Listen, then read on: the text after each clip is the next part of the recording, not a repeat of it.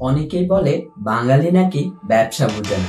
আজ আমি আপনাদের এমন একজন বাঙালির গল্প শোনাবো যিনি তার অদম্য ইচ্ছা শক্তি দিয়ে সেই ধারণাকে ভুল প্রমাণ করে দিয়েছেন। শুরুটা ছিল একদম সাধারণ। পাবনা জেলার এক তরুণ গণেশ চন্দ্র ঘোষ তার একমাত্র স্কুটারটি বিক্রি করে কিনে ফেললেন একটি পুরনো বাস। রাজশাহী নগরবাড়ি রুটে শুরু হলো তার একার সংগ্রাম।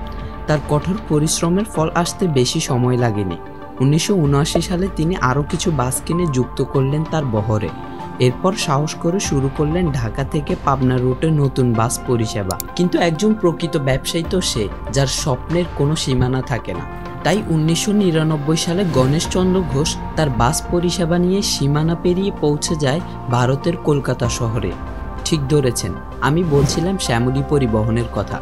আজ বাংলাদেশের 40টি জেলা সহ ভারতের বিভিন্ন রাজ্য যেমন তামিলনাড়ু ও কর্ণাটকে শ্যামলী পরিবহন এক বিশ্বস্ত নাম।